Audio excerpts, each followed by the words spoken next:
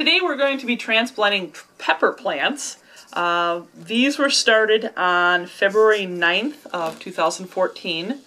These particular ones are golden treasure plants, so they're a nice big yellow sweet pepper.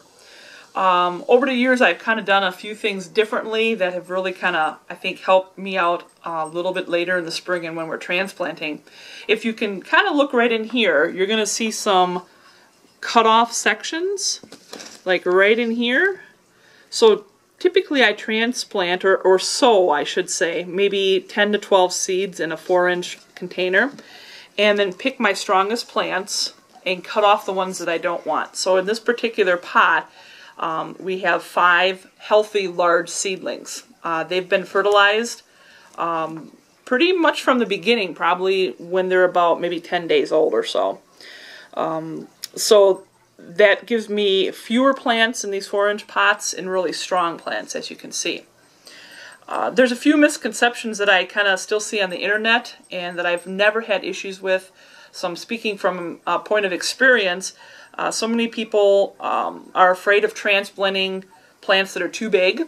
There's no need to worry. I've heard people say, oh, transplant before they get their first true leaves. These are true leaves. These are the baby leaves right down in here, this area. So as you can see, these probably have 2 to 3 sets of true leaves already. So my first thing, this is fairly dry soil. I don't want this wet because it seems like it causes a little bit harder difficulties in breaking apart the root masses from one another. So this soil is fairly dry.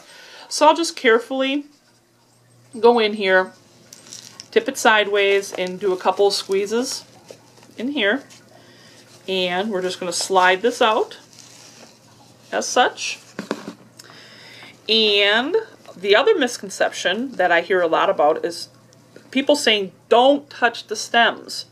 Not a big deal. And these are pretty hardy stems right here, even if they were a lot smaller. These guys take a lot of abuse, and they are no worse for wear. I can truly say I haven't lost a pepper in transplanting. Lori, if you do that with the video machine, it's going to come out crooked. You can't, yeah, thank you. Otherwise, people can't turn it. Okay, so what we did here was we just went ahead and pulled these all apart. Dry soil, they easily pull apart. Okay. The next step, I'm just going to slide this over here, so I'm just going to kind of do a switch of things right here. For right now, I don't have all my pots marked, but I'm going to do one right now. I've gone to this is a solo cup here. Instead of a 4-inch pot, these are deeper. As you can see, this is like a 4-inch half nursery pot, and you can see how much deeper that is. And this will give me a lot better root growth and a lot stronger, healthier plant when I go ahead and put it into its home bucket, which is usually a 3 to 5 gallon fabric pot or a plastic bucket. So this is the type of container I prefer to use.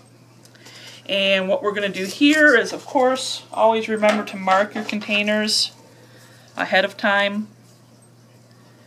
I think this might be a 16-ounce or maybe a 20-ounce. I can't remember which. It's the largest that you can get at Walmart or at your grocery stores. Okay, so always make sure you mark your cup. Black permanent marker works really well on these. I haven't had a problem with it washing off or fading in the sun. So I'm putting down the plant variety.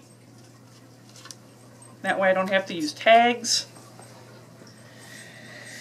Golden treasure. Okay, and then we'll just do this. I've got about that much soil in there. These are fairly good sized plants. So what I'll do, maybe if you could take a shot over here, I'm going to just pick it up over here. As you can see, I'm holding it by the stem, just nice and light. I'm holding it by the stem, not real harsh to it, but there's no issue with holding a plant by the stem. Okay, so I'm going to sink these in fairly well to where these, the seedling leaves are probably right about at the surface here. Just kind of get them down in there, and then I'll just throw soil. You know, kind of support him like this. Okay. Just do a little push down, a little shake, and there you have it. I'm not worried if these leaves, the seedling leaves, are covered by soil. They'll either yellow or fall off, or and peppers will root all along the stem. So any stem that we've put into the ground or into the soil line here will actually end up rooting and create a healthier plant.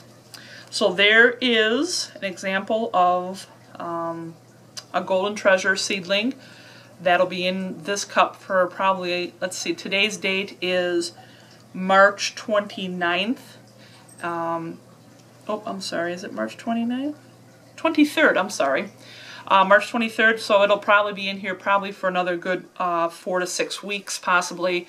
If they get really tall and gangly and looks like I need to put them into another cup, we can. Like a McDonald's large size soda cup. Works really well. There you have it.